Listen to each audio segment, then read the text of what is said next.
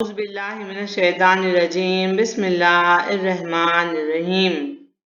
अस्सलामु अलैकुम वरहमतुल्लाहि वबरकातुहू। Welcome to my channel Ugly Duckling. Myself Rubina Hamid Shikalgar. My school Anjuman Khairul Islam Urdu High School Satara. औज़ुबिल्लाहिमिनश्शैतानिर्रजीम बिस्मिल्लाहिर्रहमानिर्रहीम। अस्सलामु अलैकुम वरहमतुल्लाहि वबरकातुहू। कैसे बच्चों आप सब? मैं उम्मीद करती हूँ कि आप सब ठीक होंगे। मैं भी अल्हम्दुलिल्लाह अच्छी हूँ। चलिए आज हम अल्फाबेटिकल ऑर्डर का सवाल हल करना सीखेंगे। तो देखिए सबसे पहले यहाँ पे मैंने कैपिटल एबीसीडी और स्मॉल एबीसीडी लिखी है और उसका सीक्वेंस लिखा है। तो सब मिलाकर 26 अल्फाबेट होते हैं अंग्रेजी एबीसीडी में। और उसका जो सवाल आता है वो इस तरह होता है, right the following in alphabetical order. यानी नीचे जो भी अल्फाज आपको दिए हुए होते हैं उनको आपको अल्फाबेटिकल ऑर्डर में लिखना रहता है।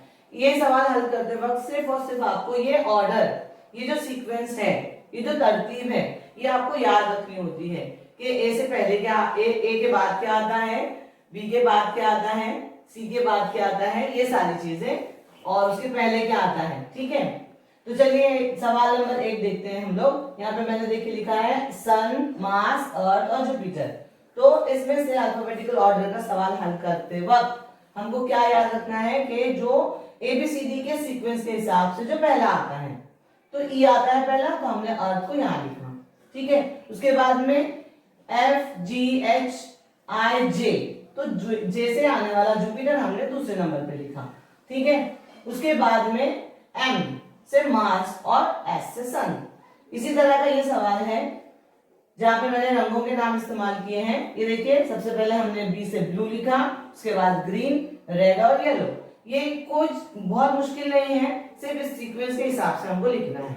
बहुत सारे बच्चे जब इम्तिहान में सवाल आता है तो ये गलती करते हैं कि बच्चे सवाल के ऊपर ही 1 2 3 लिखते हैं। ऐसा आपको नहीं करना है, आपको पूरे अल्फाज को अल्फाबेटिकल ऑर्डर में नीचे लिखना रहता है। ठीक है, आप इसकी जितनी ज्यादा मशक करेंगे आपके लिए ये सवाल उतना ही आसान हो जाएगा। उसके बाद थोड़ा मुश्किल करके देखते हैं। ये देखिए ये ए से शुरू होने वाले 4 लफ्जों को मैंने यहाँ पर लिखा है। ठीक है, अभी जब ऐसे एंड, एप्पल, आर और टी, इस तरह के सवाल आते हैं। इन्हीं सवालात को इस तरह भी घुमा फिरा कर पूछा जाता है कि दिए हुए अल्फाज को अल्फाबेटिकल ऑर्डर में लगाइए और जो तीसरे नंबर का लफ्ज है उसको लिखिए। ठीक है, सबसे इंपॉर्टेंट बात है कि आपको ये अल्फाबेटिकल ऑर्डर याद होने चाहिए। आप उसके बिल्कुल आदी हो जाने चाहिए कि अल्फाबेटिकल ऑर्डर का कोई भी सवाल आएगा तो ये किसी भी तरह का सवाल याद करने के लिए आपको सबसे पहले ये ऑर्डर या अल्फाबेटिकल ऑर्डर का सवाल हल करने के लिए ये सीक्वेंस आपको याद होनी चाहिए बस। ठीक है, फिर चाहे किसी भी तरह सवाल पूछा जाए। अगला सवाल है कि ये इस तरह के जो आते हैं सवाल, ये कंफ्यूज करने वाले सवाल होते हैं। कंफ्यूज करते हैं यानी ये सब अल्फाज जो है वो एक जैसे नजर आ रहे हैं। अब बच्चे कंफ्यूज हो जाते हैं, लेकिन कंफ्यूज होने की कोई बात ही नहीं है। देखिए एफ पहले आता है, उसके बाद जी, उसके बाद एम और उसके बाद पी। तो इसी सीक्वेंस में आपको ये अल्फाबेटिकल ऑर्डर का सवाल हल करना है। इसके अलावा मैं वालिदैन से ये कहना चाहूंगी कि आपका बच्चा चाहे 5वीं में है या 6वीं में है, आपको उसको एक डिक्शनरी जरूर खरीद कर देनी चाहिए ताकि बच्चे को डिक्शनरी का इस्तेमाल आ जाए। डिक्शनरी का इस्तेमाल उसको अगर आ जाता है तो वो अल्फाबेटिकल ऑर्डर के सवालात चाहे किसी भी तरह पूछे जाएं। कभी कभी ऐसे भी सवालात पूछे जाते हैं कि जॉय के बाद कौन सा लफ्ज आएगा।